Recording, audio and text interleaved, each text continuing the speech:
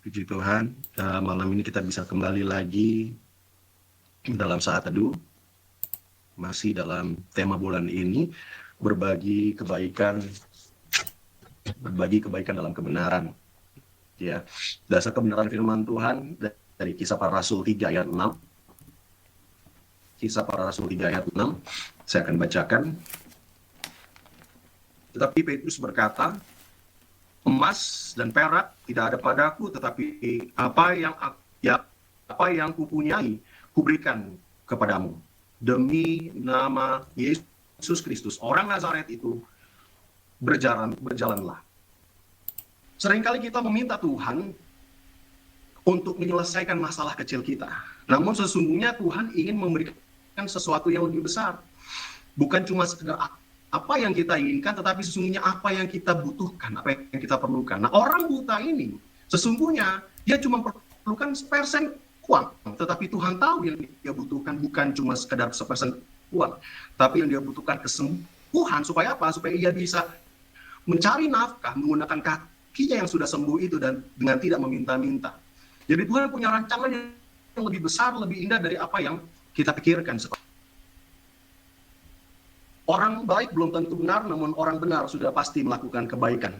Perlu digarisbawahi. Jadi setiap kita pastikan bahwa orang baik itu belum tentu benar, tetapi orang benar sudah pasti melakukan kebaikan. Saya catat ada 3 hal yang dapat kita lakukan untuk kita bisa dipakai Tuhan dalam berbagi kebaikan di dalam kebenaran. Supaya apa? Supaya kita bisa jadi berkat untuk banyak orang.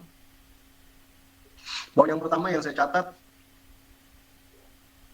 bagaimana kita bisa berbagi kebaikan dalam kebenaran kalau kita sendiri tidak hidup di dalam kebenaran. Jadi poin yang pertama sudah jelas, kita harus hidup dalam kebenaran. Bagaimana kita bisa berbagi kebenaran itu, bagi kebaikan dalam kebenaran, ya kita harus hidup di dalam firman Tuhan. Yohanes 14 ayat 6 berkata,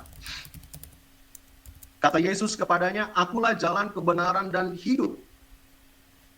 Jadi kalau bicara tentang kebenaran, kata firman Tuhan berkata, akulah jalan kebenaran. Aku di sini adalah Yesus Kristus. Berarti kita harus hidup di dalam Yesus Kristus. Bagaimana kita bisa hidup dalam kebenaran? Yang pertama kita harus terima Dia dulu sebagai Tuhan dan Juru Selamat lahir baru. Kemudian dimeteraikan dalam baptisan sebagai tanda pertobatan kita. Kita dimeteraikan manusia baru kita. Kita menjadi warga kerajaan Allah yang lalu sudah berlalu, yang baru sudah datang. Jadi kita sudah hidup dalam kebenaran, tapi nggak stop sampai di sana. Esensi dari hidup kita hidup dalam kebenaran, bahwa kita harus melakukan kebenaran itu. Bagaimana ya? Pertama kita harus berakar dulu. Bagaimana kita bisa berakar dalam kebenaran? Kita harus diisi dengan kebenaran.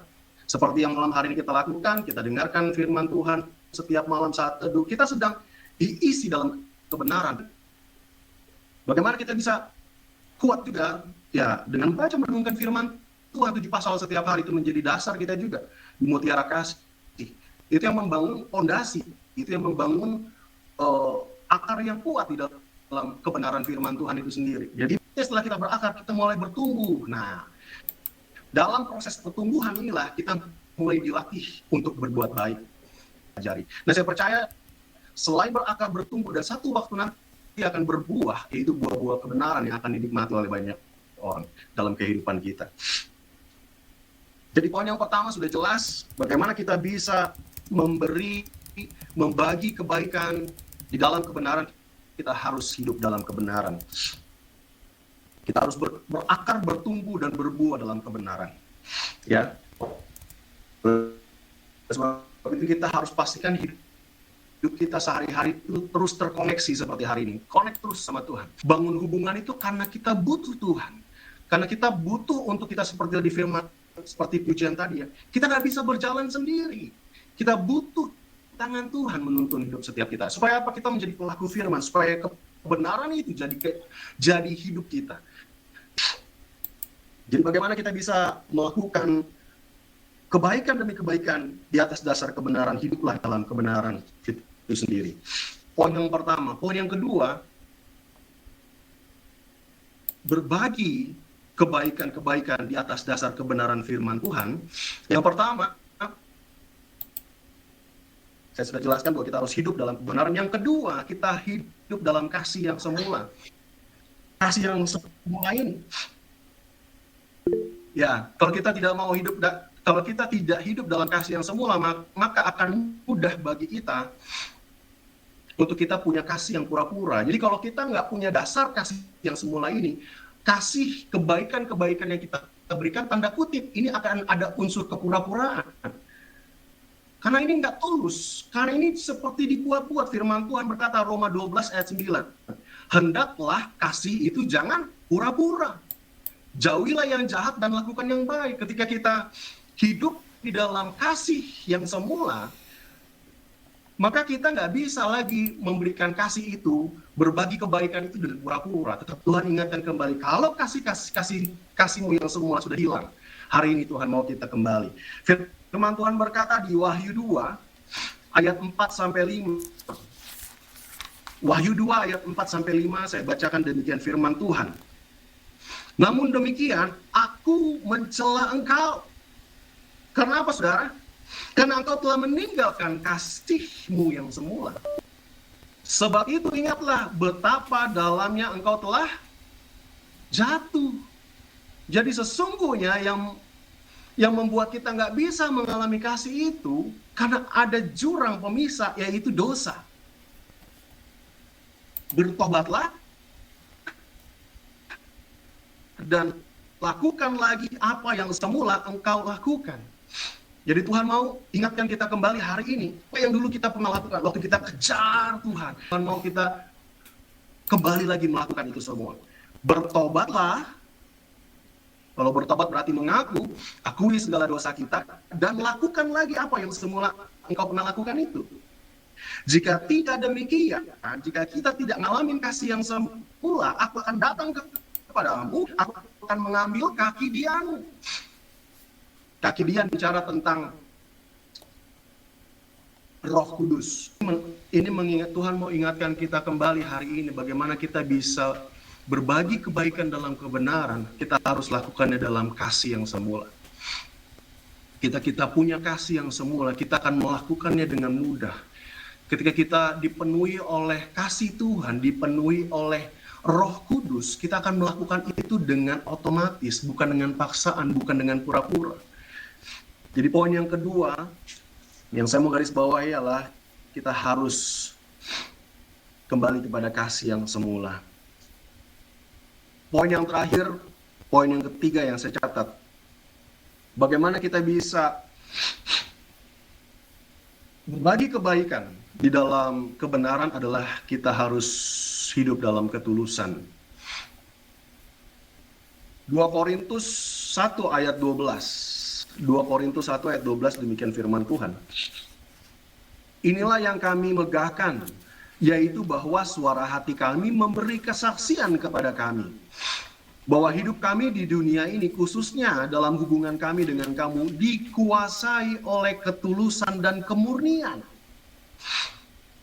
dari Allah, bukan oleh hikmat duniawi, tetapi oleh kekuatan dan kasih karunia Allah. Saudara, kita perlu ketulusan dan kemurnian itu. Bagaimana caranya kita bisa memiliki ketulusan dan kemurnian? Firman Tuhan berkata, ketulusan kemurnian itu datangnya dari Allah. Karena kekuatan kasih karunia Allah, bukan karena kuat gagah kita, saudara. Ketika kita tulus berbuat baik kepada orang, yang ada seringkali kita menerima penolakan.